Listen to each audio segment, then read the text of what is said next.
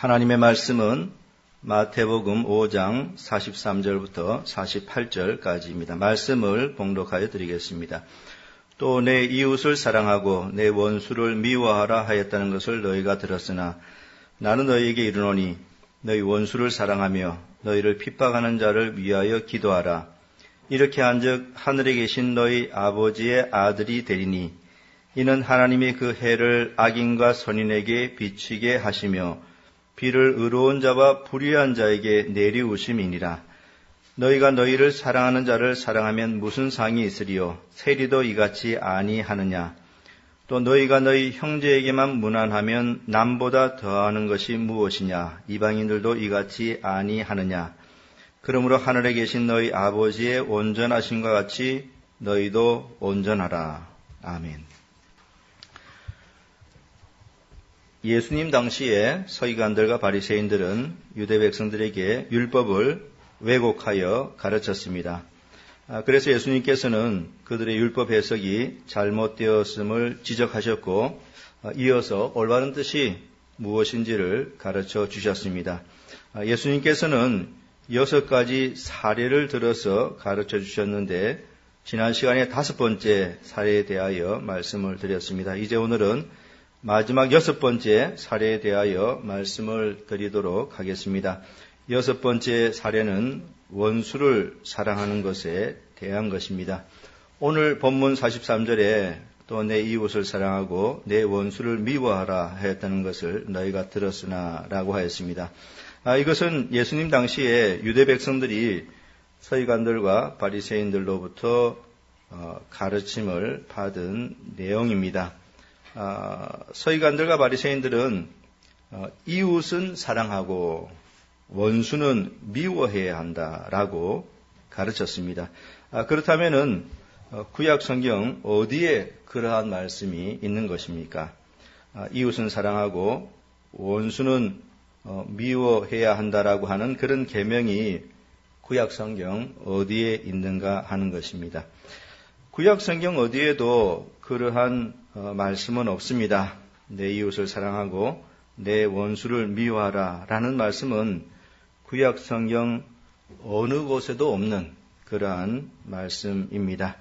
구약 성경을 보면은 도리어 원수를 사랑해야 한다고 말씀하고 있습니다. 레위기 19장 18절에 원수를 갚지 말며 동포를 원망하지 말며 이웃 사랑하기를 내 몸과 같이 하라. 나는 여호와니라 라고 하였습니다. 여기 원수 갚지 말라고 하였습니다.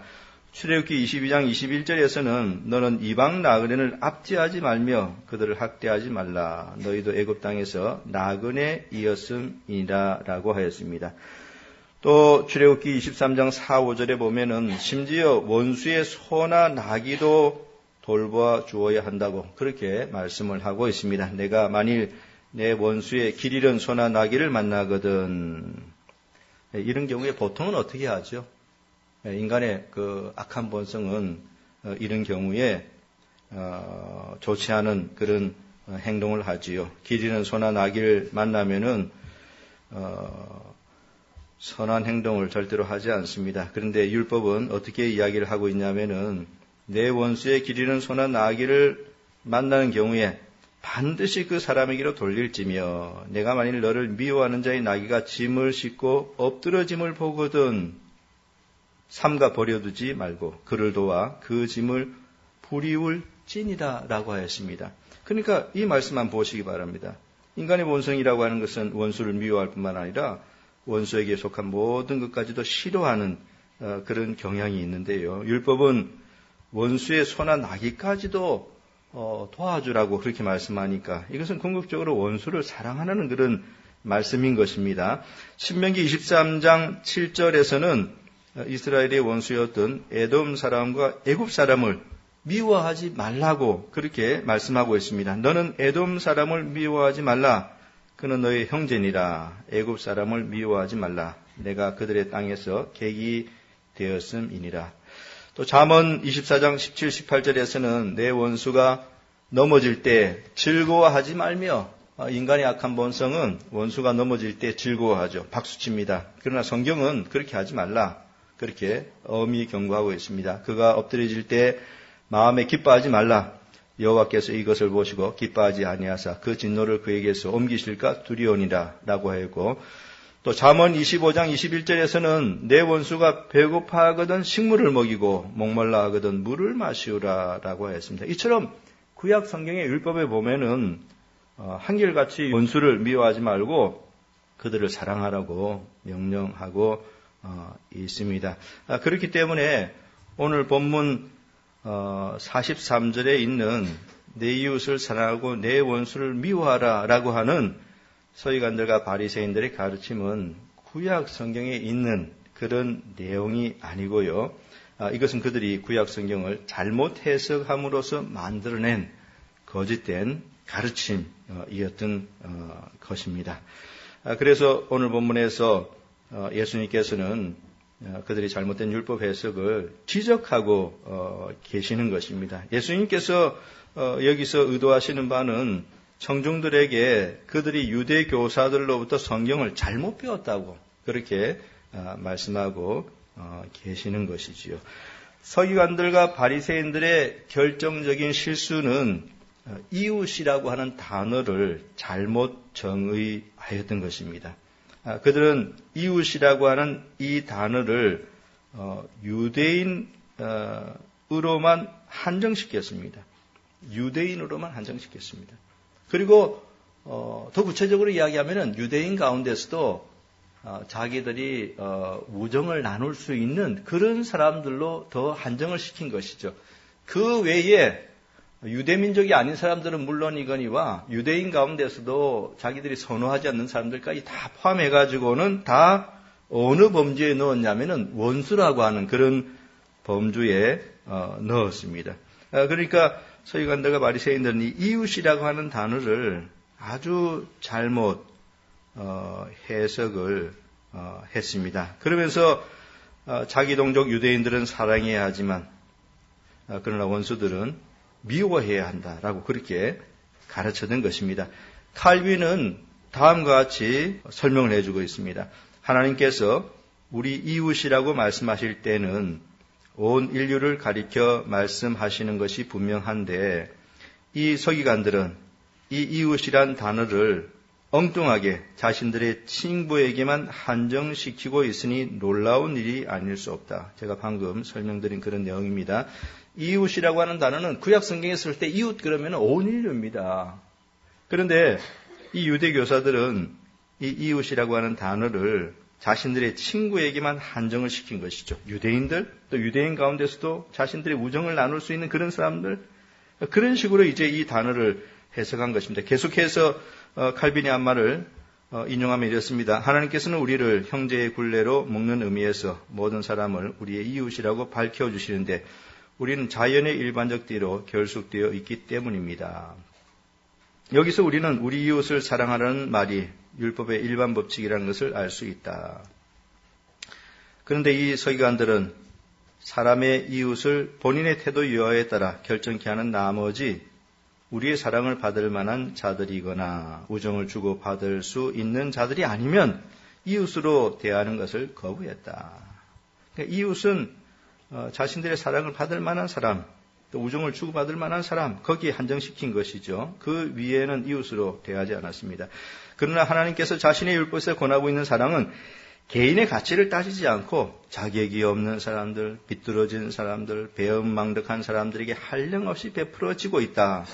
그리스도께서는 참되고 본래적인 의미를 회복하시며 여기에 붙어있는 중상을 제거하고 있다. 앞서 지적한 대로 그리스도께서는 여기서 새로운 율법을 시작하고 있는 것이 아니라 신성한 율법의 순결을 손상시키는 서기관들의 비열한 해석을 바로잡고 있다.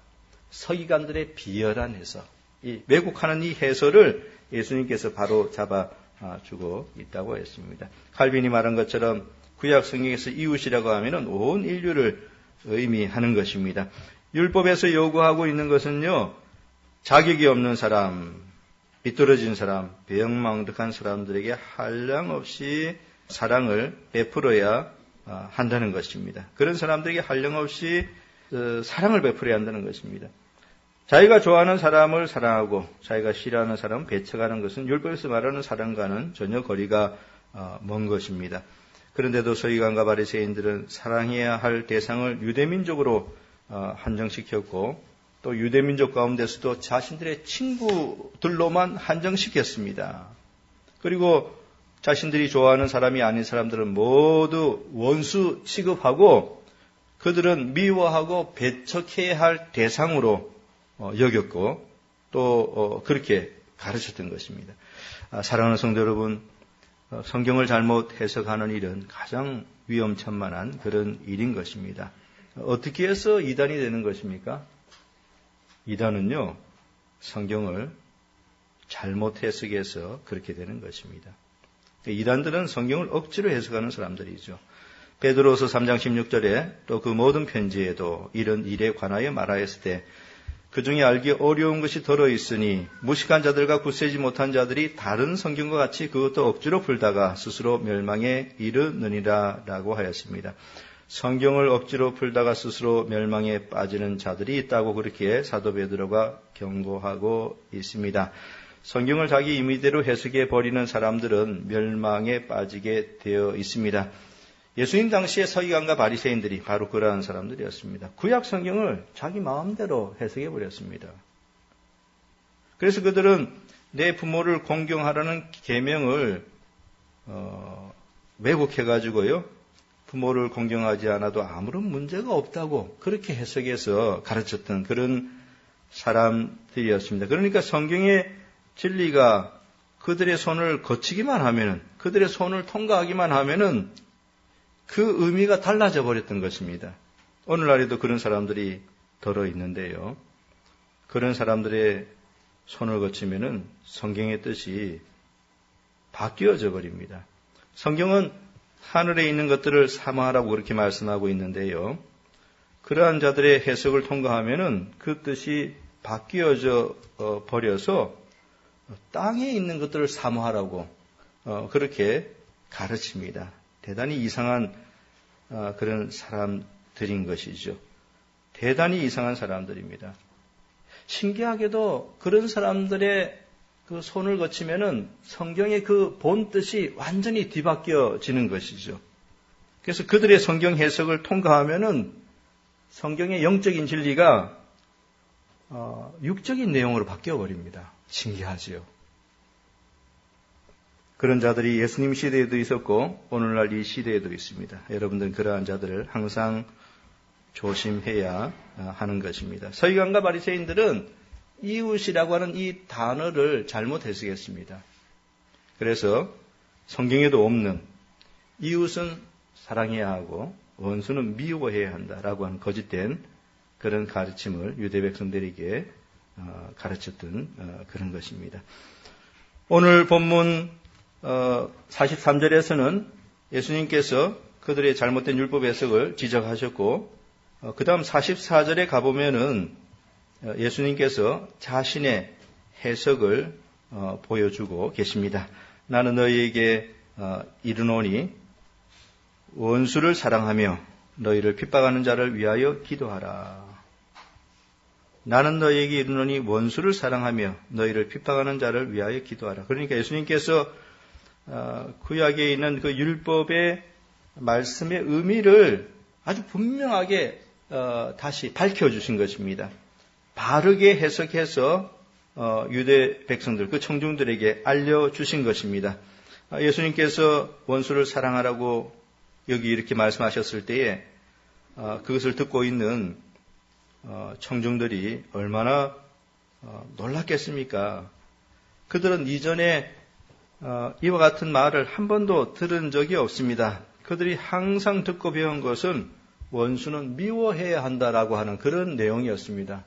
그들은 어릴 때부터 자라나면서부터 들은 내용은 원수를 미워하라 그런 것이었어요. 단 한 번도 예수님께서 하신 말씀과 같은 말씀을 들은 적이 없습니다. 그러니까 예수님께서 원수를 사랑하라고 말씀했을 때에 그 청중들이 얼마나 놀랬겠습니까?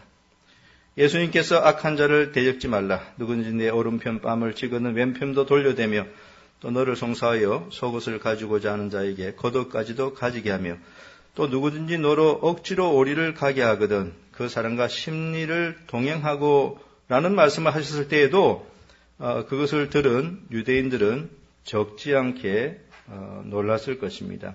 어떻게 오른편 뺨을 치는데 왼편을 돌려댈 수 있는 것입니까? 나의 재산을 빼앗아가고자 하는데 어떻게 그러한 사람들에게 관대한 마음을 가질 수 있는 것입니까?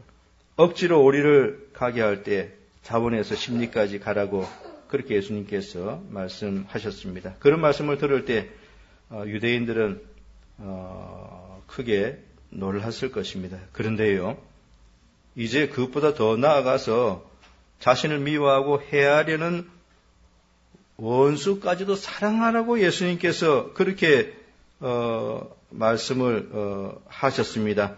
그들이 지금까지 배운 내용은 원수는 미워하고 배척하라라는 그런 내용이었거든요. 그런데 예수님께서 내 원수를 사랑하라 그렇게 말씀을 하셨습니다. 그 말을 들은 유대인들은 큰 충격에 빠졌을 것입니다.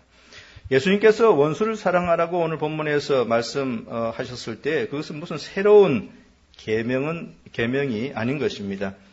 예수님께서 무슨 새로운 계명을 여기서 주신 것은 아니고요. 예수님께서 구약의 율법의 본래의 뜻을 올바로 해석해 주시고 가르쳐 주신 것입니다. 예수님께서는 구약에 있는 율법의 진정한 뜻이 무엇인지를 가르쳐 주신 것이죠. 구약 성경의 율법이 요구하는 바가 무엇입니까? 그것은 바로 사랑입니다. 예수님께서 마태복음 22장에서 한 율법사에게 율법이 말하는 바는 곧 사랑이라고 그렇게 가르쳐 주셨습니다. 37절부터 39절까지에 다음과 같이 되어 있습니다. 예수께서 가라사대 내 마음을 다하고 목숨을 다하고 뜻을 다하여 주 너의 하나님을 사랑하라 하셨으니 이것이 크고 첫째 되는 계명이요 둘째는 그와 같으니 내 이웃을 내 몸과 같이 사랑하라 하셨으니 예수님께서는 율법이 명령하는 바는 곧 사랑이라고 올바로 해석해 주셨습니다. 율법이 명령하는 바는 하나님을 사랑하고 또 인류를 사랑하는 그런 것입니다. 그리고 심지어 원수까지도 미워하지 말고 사랑하라는 것이 바로 율법이 명령하는 바인 것입니다. 사도 바울은 율법의 완성은 곧 사랑이라고 하였습니다. 로마서 13장 8절부터 10절까지에 다음과 같이 말하고 있습니다. 피차 사랑의 빛 외에는 아무에게든지 아무 빛도 지지 말라. 남을 사랑하는 자는 율법을 다 이루었느니라. 간음하지 말라, 살인하지 말라, 도둑질하지 말라, 탐내지 말라 한 것과 그 외에 다른 계명이 있을지라도 내 이웃을 내 자신과 같이 사랑하라 하신 그 말씀 가운데 다 들었느니라.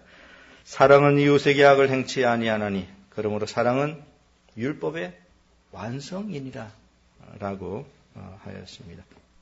오늘 본문 43절에서 예수님은 율법의 진정한 의미를 밝혀주시면서 자신을 미워하는 자들에게조차도 사랑을 베풀어야 하고 또 그들을 위해서 기도해 주는 것, 바로 그것이 율법이 진정으로 요구하는 바라고 그렇게 말씀해 주신 것입니다. 나는 너에게 이르노니 너희 원수를 사랑하며 너희를 비판하는 자를 위하여 기도하라.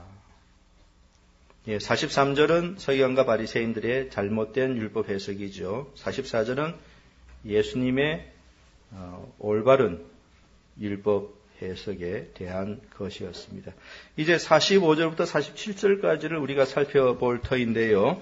여기 45절부터 47절까지의 말씀은 원수를 사랑하라는 그 말씀을 보강해 주는 그런 말씀인 것입니다. 예수님께서 44절에서 너희 원수를 사랑하라고 이렇게 말씀하셨는데요.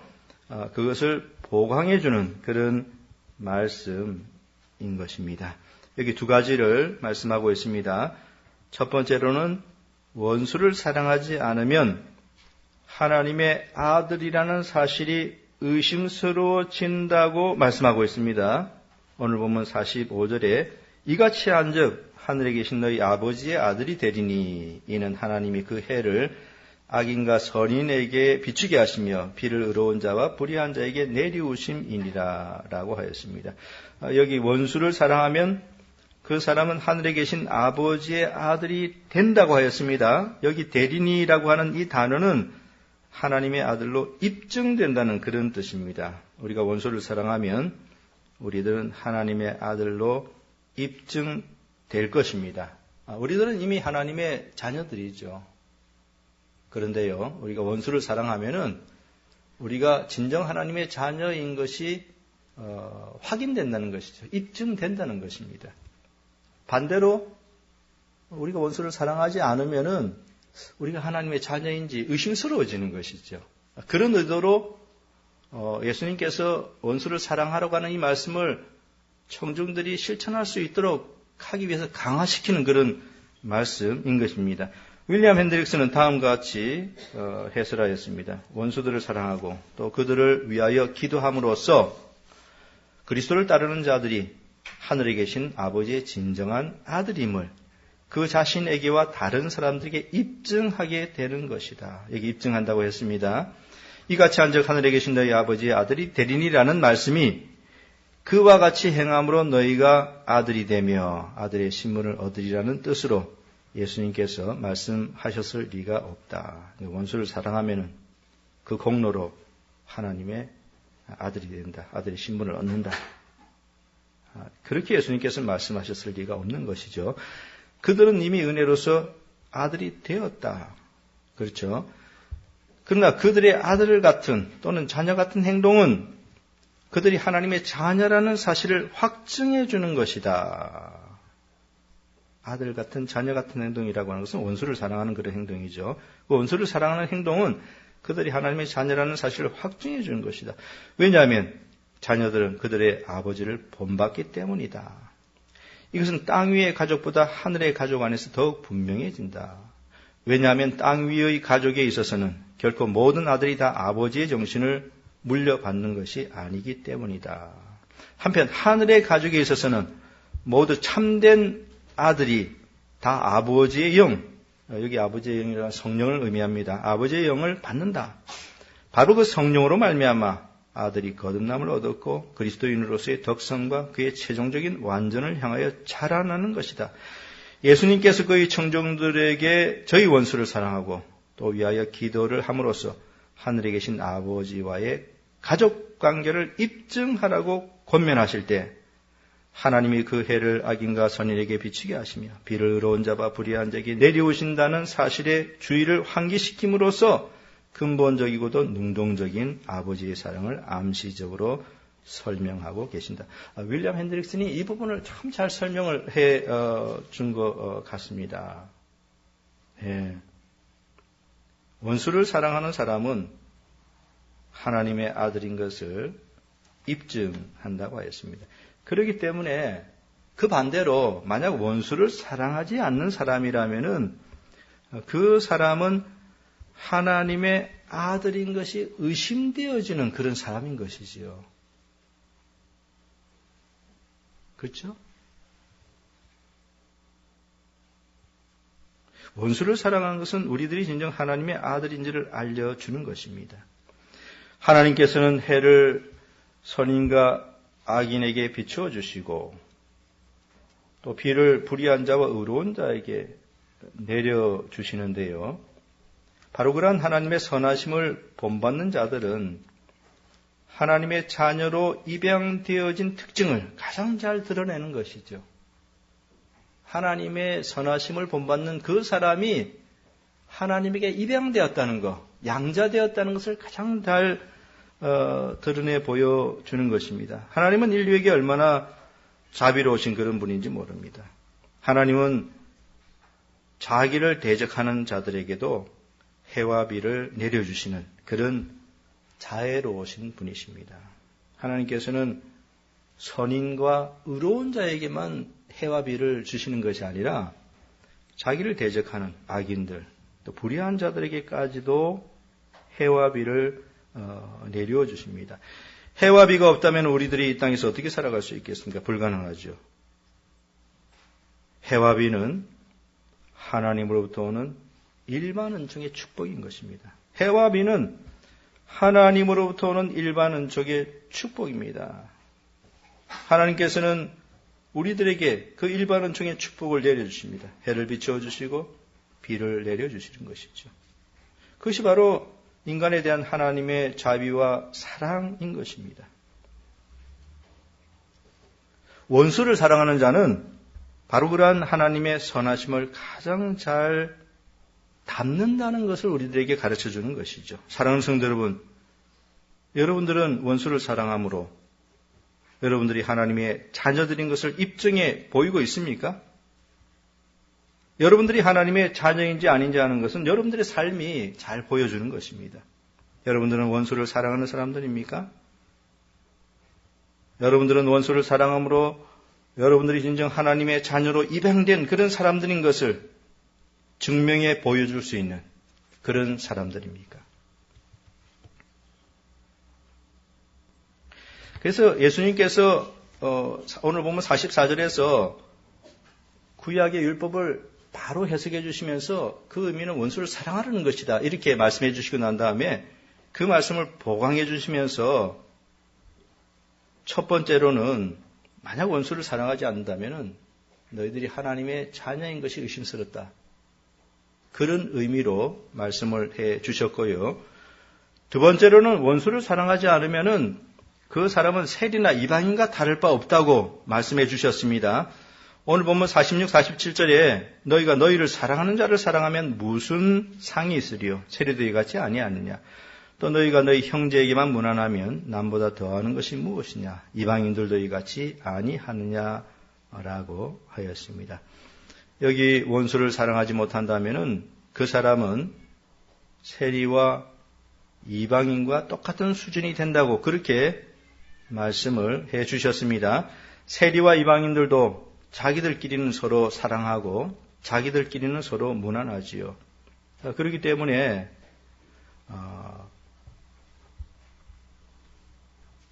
유대 사람들이 그 자기 유대인들만을 사랑하고 그 외의 사람들을 다 배척하고 미워한다고 하면은 그들은 세리와 이방인과 똑같은 수준이 되는 것입니다. 유대인들은 세리를 아주 싫어하고 경멸했죠. 왜냐하면 세리는 로마 제국을 대리하여 유대 사회에 세금을 징수하는 그런 사람들이었기 때문입니다. 세리들은 그 일을 하면서 비열한 방법으로 많은 돈을 벌었습니다. 그래서 유대인들은 그 사람들을 아주 미워하였고 또 경멸하였으며 또 세리와 죄인들을 함께 묶어서 항상 말을 하였습니다. 세리와 죄인 이렇게 이제 묶어서 언급했죠. 그 정도로 세리는 유대 사회에서 천대를 받은 그런 사람들이었습니다. 그런데 유대인들이 그렇게 경멸하던 세리들도 서로 간에는 사랑하였습니다. 그렇기 때문에 만약 예수님의 말씀을 듣고 있던 정중들이 원수를 사랑하지 못한다면 세리 수준보다 나을 것이 아무것도 없는 것이죠. 유대인들은 또한 이방인들도 아주 미워하였습니다. 또 멸시했죠. 유대인들은 이방인들을 부정한 자로 여겼습니다. 개 취급하였죠. 여러분들이 잘 아시는 것처럼. 유대인들은 할례받지 않은 이방인들과 절대로 식사 함께 하지 않았습니다. 그런데요, 유대인들이 그처럼 멸시하던 이방인들도 서로 간에는 사랑하고 무난하였습니다. 그렇기 때문에 만약 예수님의 말씀을 듣고 있던 청중들이 원수를 사랑하지 않는다면은 그들은 자신들이 멸시하고 미워하던 이방인보다 더 나을 것이 결코 없는 그런 사람들이 되는 것이죠. 원수를 사랑하지 못하는 사람은 세리와 이방인과 똑같이 된다는 것입니다.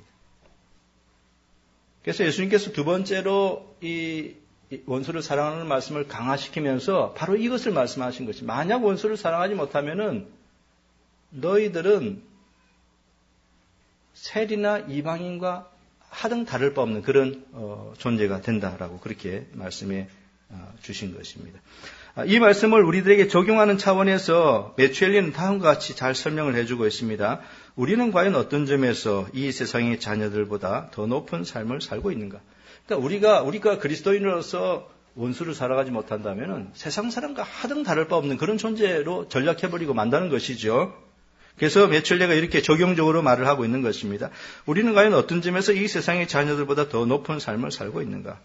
우리가 속되지 않은가? 그리고 그리스도인의 성품 이하의 삶을 살고 있지는 않은가? 원수를 사랑하지 않는 그런 그리스도인들은 그리스도인의 성품 이하의 삶을 사는 그런 사람들이죠. 말하자면 세리와 이방인과 똑같은 그런 존재들이 되는 것입니다. 계속해서 보면은요, 우리는 특히 다음과 같은 점에서 남보다 더하는 것이 있어야 한다. 즉, 누구나 선을 선으로 갚을 것이나, 모든 사람들이 선을 선으로 갚죠. 우리는 악을 선으로 갚아야 하며, 그렇죠. 진정한 그리스도인은 악을 선으로 갚아야 합니다. 그렇게 하면 대부분의 사람들이 행동하는 원칙보다 더 높고 고상한 원칙에 합당한 모습을 보일 것이다. 남들은 형제에게 무난하며 자기 파에 속한 사람이나 길과 생각이 같은 사람들을 반갑게 맞는다. 우리들의 성향이 이렇습니다. 자기 파, 자기 생각 같은 사람들을 우호하고 좋아하고, 그렇지 않은 사람들은 다 배척하고 미워하고 증오하고, 그죠? 그렇게 하죠.